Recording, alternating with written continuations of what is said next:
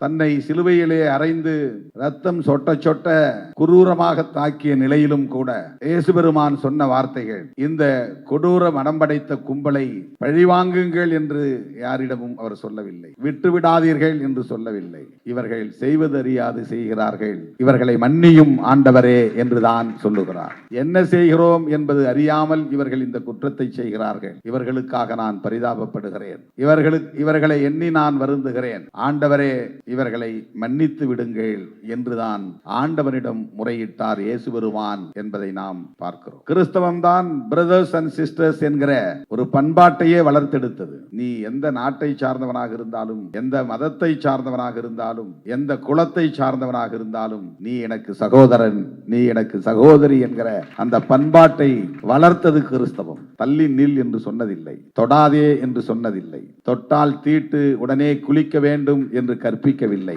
கண்டால் தீட்டு உடனே குளிக்க வேண்டும் என்று கற்பிக்கவில்லை, நெருங்கினாலே தீட்டு உடனே குளித்து தீட்டை போக்க வேண்டும் என்று கற்பிக்கவில்லை, உன்னை விட நான் குலத்தால் பிறப்பால் உயர்ந்தவன் என்று கிறித்தவம் கற்பிக்கவில்லை, என்னை விட நீ கீழானவன் என்று எவனையும் இழிவாக கிறித்தவம் நடத்தவில்லை. பார்த்தவுடனேயே பிரதர் என்று கை குலுக்கக்கூடிய டச்சபிள் ரிலேஷன்ஷிப், ஒருவரை ஒருவர் தொட்டு கொள்ள வேண்டும், கையை பிடித்து குலுக்கி முகமன் விசாரிக்க வேண்டும், நலம் விசாரிக்க வேண்டும் என்கிற ஒரு மகத்தான மாண்பை கற்றுத்தந்ததுதான் கிறித்தவம். மருத்துவமனையிலே உயிருக்கு போராடி கிடக்கிற ஒருவனை தேடி சென்று அவன் கால் மாட்டிலோ தலைமாட்டிலோ அமர்ந்து பைபிளை விரித்து வைத்து வசனங்களை தேடி படித்து, ஆண்டவரே இவரை காப்பாற்றும், இந்த நோய் நொடியிலிருந்து, துன்பத்திலிருந்து, துயரத்திலிருந்து இவனை விடுவியும், விடுதலை செய்யும் என்று ஆண்டவனிடத்திலே மண்டியிட்டு கண்ணீர் சிந்தி இறைஞ்சுகிற பண்பாட்டை கற்றுத்தந்தது கிறிஸ்தவம். அவனை எப்படியாவது ஒழித்து கட்டுவேன் என்று கூலிப்படை வைத்து பழிவாங்கக்கூடிய ஒரு அரசியலை, சாதி கலப்பு செய்யக்கூடாது என்பதற்காக ஆணவ கொலை செய்யும் கலாச்சாரத்தை கிறிஸ்தவம் எங்கும் கற்றுத்தரவில்லை. எப்படியாவது இந்த கிறிஸ்துமஸ் பெருவிழாவிலே பங்கேற்றாக வேண்டும். ஆண்டுக்கு ஒரு முறை நாம் நடத்துகிறோம். பேராய பெருமக்களையும் ஆயர்களையும் கிறிஸ்தவ பெருங்குடி மக்களையும் வீடு வீடாக சென்று வாழ்த்த வேண்டும் என்ற ஆசை. ஆனால் இயலாது என்பதனால் ஒரு அரங்கம் பிடித்து அங்கே உங்களை எல்லாம் வரவழைத்து உங்களுக்கு எமது மனம் நிறைந்த வாழ்த்துக்களை சொல்ல வேண்டும் என்பதற்கான ஒரு நிகழ்வு. ஆகவே காலம் தாழ்ந்தமைக்காக, காலத்தாழ்வுக்காக முதலில் என்னுடைய வருத்தத்தை தெரிவித்துக் கொள்கிறேன். நிறைய பேச வேண்டும், நேரமில்லை.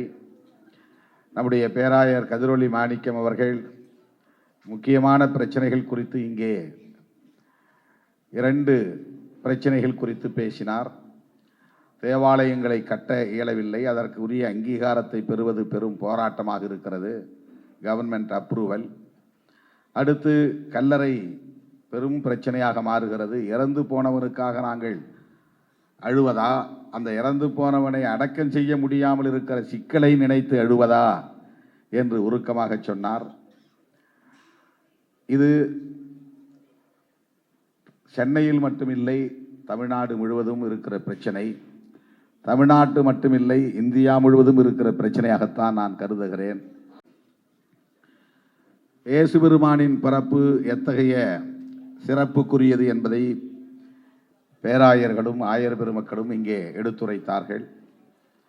2000 ஆண்டுகளுக்கு முன்னர் இம்மண்ணுலகில் தோன்றிய மாமனிதர் இயேசு பெருமான் 33 ஆண்டுகள் மட்டுமே வாழ்ந்தவர். 3 ஆண்டுகள் மட்டுமே மக்களுக்கு போதனைகளை செய்தவர். 3 ஆண்டுகள் அவர் செய்த போதனைகள் 2000 ஆண்டுகளாக இந்த மானுடத்தை வழிநடத்துகிறது. இன்னும் அவர் உயிர்ப்போடு நம்மோடு இருக்கிறார் என்கிற உணர்வை தருகிறது.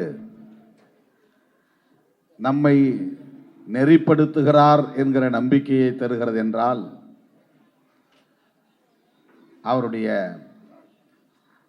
அந்த மகிமை, அந்த சிறப்பு, அந்த ஆற்றல் எத்தகைய வல்லமை மிக்கது என்பதை நம்மால் உணர முடிகிறது. இயேசு பெருமான், இடையிலே எத்தனையோ நபிமார்கள் தோன்றியிருக்கிறார்கள். ஆபிரகாம், மோசஸ் என்றெல்லாம் நாம் அறிந்தாலும் அவர்கள் சொன்ன கருத்துக்களும் முன்மொழிந்த கருத்துக்களும் இயேசு பெருமான் சொன்ன கருத்துக்களும் அடிப்படையில் மனிதகுலம் மேம்படுவதற்கு ஒருவருக்கொருவர் அன்பு செலுத்த வேண்டும் என்பது மட்டும்தான். லவ் என்கிற அந்த சொல் இன்றைக்கு கொச்சையாக பார்க்கப்படுகிறது. அதுதான் மானுடத்தை கட்டி போடுகிறது. அதுதான் மானுட உறவை மேம்படுத்துகிறது. அதுதான் மானுடத்தை வழிநடத்துகிறது. இன்றைக்கும்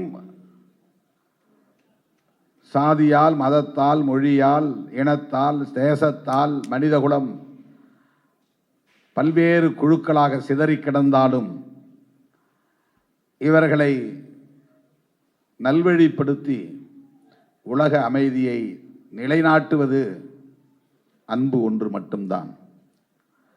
அந்த அன்பை போதித்த பெருமான் தான் இயேசு பெருமான்.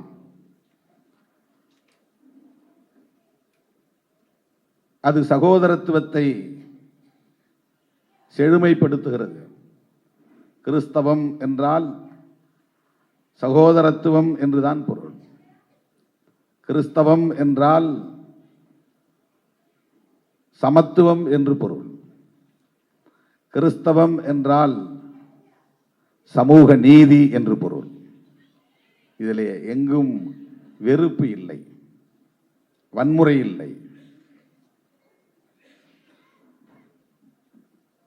தன்னை சிலுவையிலே அறைந்து இரத்தம் சொட்ட சொட்ட குரூரமாக தாக்கிய நிலையிலும் கூட இயேசு பெருமான் சொன்ன வார்த்தைகள் இந்த கொடூர மனம் படைத்த கும்பலை பழிவாங்குங்கள் என்று யாரிடமும் அவர் சொல்லவில்லை. விட்டுவிடாதீர்கள் என்று சொல்லவில்லை. இவர்கள் செய்வதறியாது செய்கிறார்கள், இவர்களை மன்னியும் ஆண்டவரே என்றுதான் சொல்லுகிறார். என்ன செய்கிறோம் என்பது அறியாமல் இவர்கள் இந்த குற்றத்தை செய்கிறார்கள். இவர்களுக்காக நான் பரிதாபப்படுகிறேன். இவர்களை எண்ணி நான் வருந்துகிறேன். ஆண்டவரே, இவர்களை மன்னித்து விடுங்கள் என்றுதான் ஆண்டவனிடம் முறையிட்டார் இயேசு பெருமான் என்பதை நாம் பார்க்கிறோம். ஆகவே பழிக்கு பழி வாங்குவதல்ல கிறிஸ்தவம். எவ்வளவு குரூரமான சிந்தனை கொண்டவர்களாக இருந்தாலும், வன்முறைக்கு காரணமானவர்களாக இருந்தாலும், அவர்களை மன்னிக்கும் பெருந்தன்மையை போதிப்பதுதான் கிறிஸ்தவம். அதுதான் இங்கே அமைதியை நிலைநாட்டும், சகோதரத்துவத்தை மேம்படச் செய்யும் என்கிற கருத்தை இந்த மண்ணுலகுக்கு வழங்கிய மாமனிதர் தான் இயேசு பெருமான்.